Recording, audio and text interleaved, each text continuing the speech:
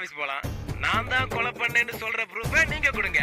நான் போட்டோவை வைக்க வந்த இடத்துல இன்ஸ்பெக்டருக்கு உங்க ஒய்ஃப் ஏன் 10 லட்சம் கொடுத்தாங்கன்னு கேட்பாரு. பேசிக்கலாம்.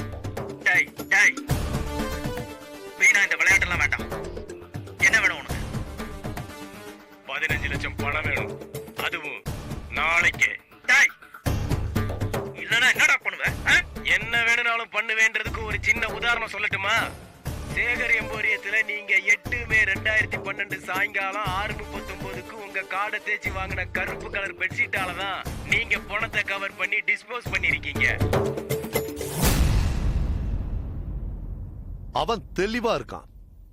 அவன் ஸ்டேட்மெண்ட் அவன் பக்கா கிரிமினல்னு சொல்லு. முதல் முறையா உங்க வீட்டுக்கு வந்தப்போ என்கிட்ட நீங்க விஷயத்த சொல்லி இருந்தா நான் அப்பவே உள்ள வந்து சர்ச் பண்ணிருப்பேன். அவனும் மாட்டி இருப்பான். இப்ப அப்படியே உல்டாவாயிடுச்சு. நம்ம குடுமி அவன் கையில மாட்டிக்கிச்சு. அதனால அவன் கேட்கிற பணத்தை கொடுத்துடுங்க. மிஸ்டர் உதய், வேற ஏதாவது ராங் ரூட்ல போய் பிரச்சனை ஆயிடுச்சுன்னா நானும் உங்களுக்கு ரிவர்ஸ் ஆவறத தவிர வேற வழியே இல்லை. இப்ப வரைக்கும் கேஸ் இன்வெஸ்டிகேஷன்ல தான் இருக்கு. திடீர்னு ஒரு ட்விஸ்ட் அடிச்சு என்ன காப்பாத்திக்க உங்களை நான் மாட்டி விடுற மாதிரியான சூழ்நிலைய தயவு செஞ்சு உருவாக்கிடாதீங்க.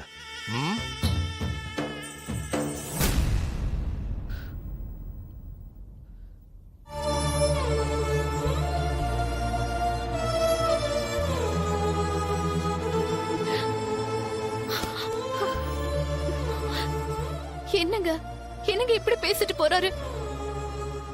என் நேரம் வித்யா, என் நேரம்.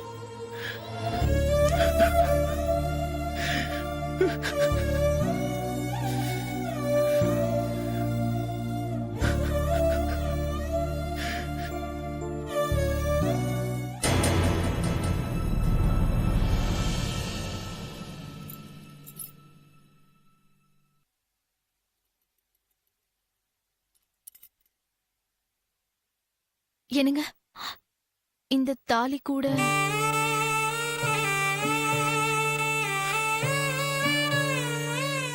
வேண்டாம், அதை நீயே வச்சுக்கோ. போய் யாருன்னு பாரு.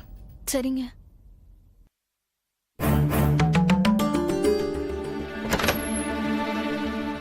சேட்டு பணம் கொடுத்து அனுப்பிச்சிருக்காரு. ஒரு நிமிஷம் இருங்க. என்னங்க? ஹலோ, ரொம்ப நன்றி சேட்டு, பணம் வந்துருச்சு. அப்புறம் ரெஜிஸ்ட்ரேஷனுக்கு முன்னாடியே மொத்த பணமும் வேணும்னு கேட்டதுக்கு தயவு செஞ்சு என்னை தப்பாக நினைக்க வேண்டாம். என் நிலைமை அப்படி. பிஸ்னஸில் ஒரு பெரிய பிரச்சனை சேட்டு. நீங்கள் எப்போ கூப்பிட்டாலும் நான் வந்து கையெழுத்து போட்டு கொடுத்துட்றேன்.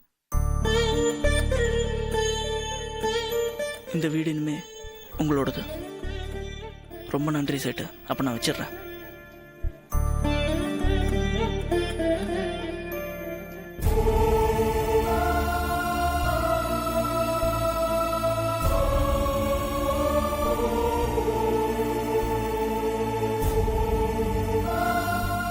மொத்த பணமும் வந்தா கூட பத்தல வித்யா. நம்ம காரியம் வித்துடலாம்.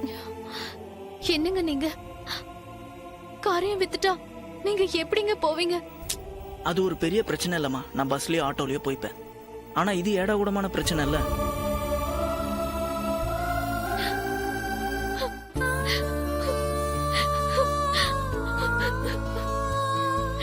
வித்யா,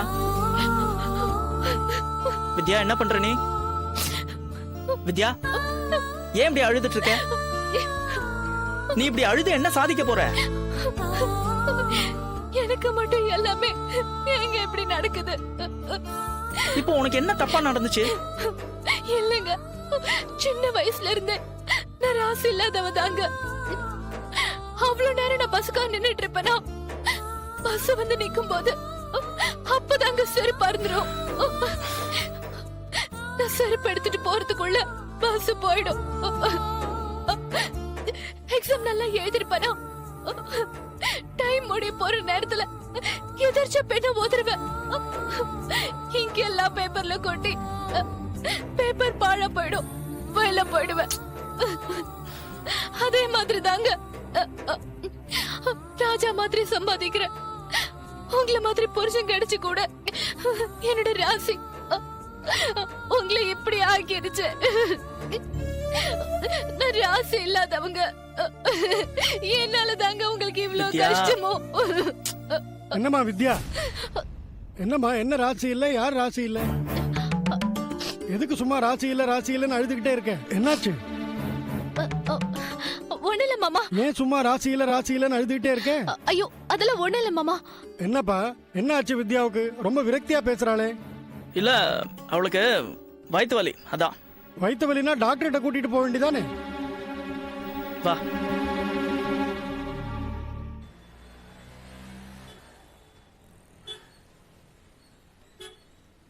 இந்த இடம் தான் சொன்னாங்க. ஆமா, அவன் சொன்ன மாதிரியே வாட்டர் டேங்க், அதுக்கு எதிர்த்த மாதிரியே ஒரு தனி மரம். இங்கே தான் சொன்னான், வரானா பார்ப்போம்.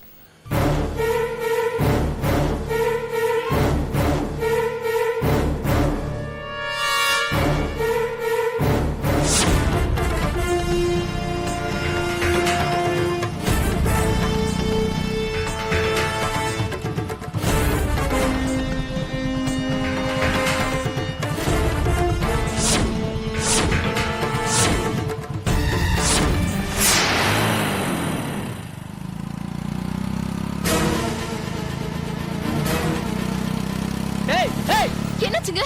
பெட்ஷீட்டை மாத்தி கொடுத்துட்டு போயிட்டான்.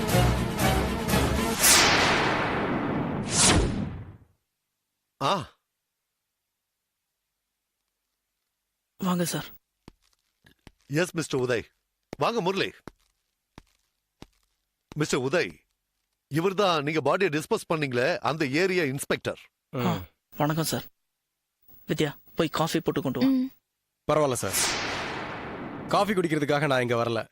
நீங்க டிஸ்போஸ் பண்ண பாடிக்கு சொந்தமான பொண்ணு ராஷ்மின்னு அவன் போன்ல சொன்னாலும் இது வரைக்கும் எந்த ஸ்டேஷன்லயும் அப்படி ஒரு பொண்ணு காணாம போனதா கம்ப்ளைண்ட் ரெஜிஸ்டர் ஆகல.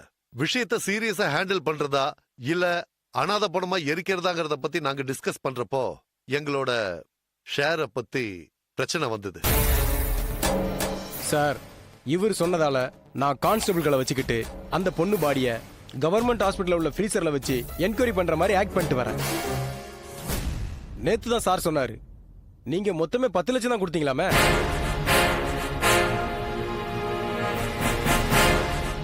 சார், இப்போ நீங்க என்ன சொல்றதுக்காக வந்தீங்களோ அதை டைரக்டாவே சொல்லிடுங்க sir.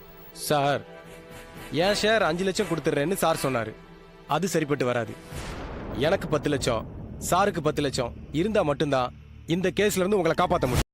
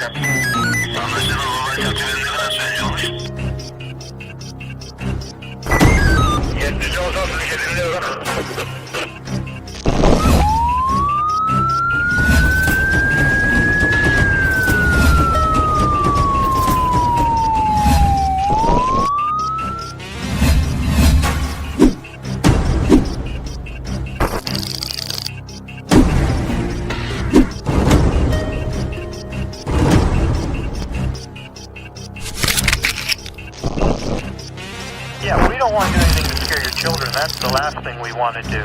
We don't want to scare anybody.